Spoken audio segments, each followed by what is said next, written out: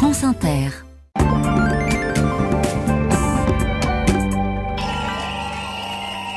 Et c'est d'abord en Serbie que nous sommes, Kevin, où les étudiants remportent une nouvelle victoire. Ah oui, célébrée hier depuis les locaux de la RTS, radio-télévision publique à Belgrade, dont ils bloquaient l'accès depuis 2 semaines.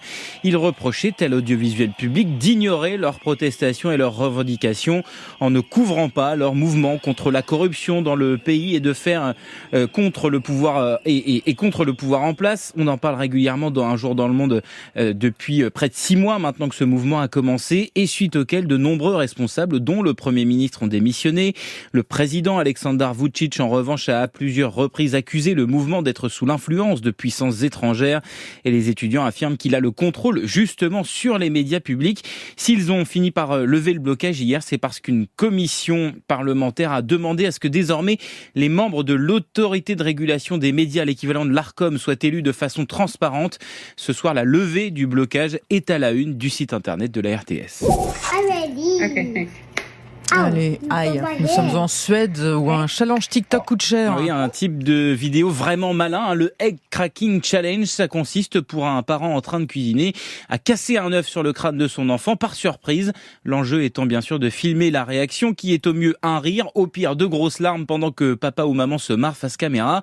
Et c'est ce qu'a fait une maman d'Helsingborg il y a 2 ans avec sa fille de 5 ans, vidéo vue plus de 100 000 fois et des signalements d'internautes suédois choqués auprès de la justice qui s'est saisie de cette affaire.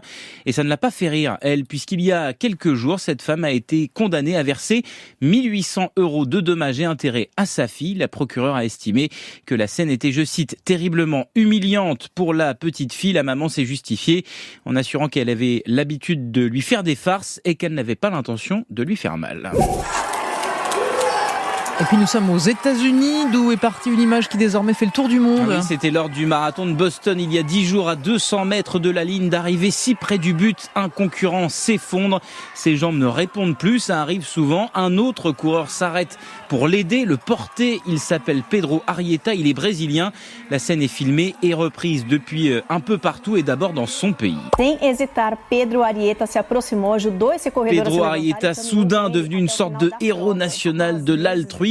Parce ce qu'il faut savoir, c'est qu'en aidant ce monsieur qui s'appelle Shaun Goodwin, le Brésilien a sacrifié sa propre performance qui était de boucler pour la première fois le marathon en moins de 2h40. Il a franchi la ligne en plus de 2h41, main dans la main avec son nouvel ami, comme il l'appelle. C'était impossible d'ignorer quelqu'un qui avait besoin d'aide, a expliqué Pedro Arieta sur son compte Instagram, sur lequel il passe pas mal de temps à répondre aux commentaires de félicitations depuis 10 jours. C'est un cœur d'artichaut, Kevin. C'est pathétique.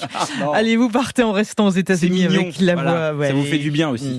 Avec la voix unique de Tom Waits qui chante Alice. À tout de suite.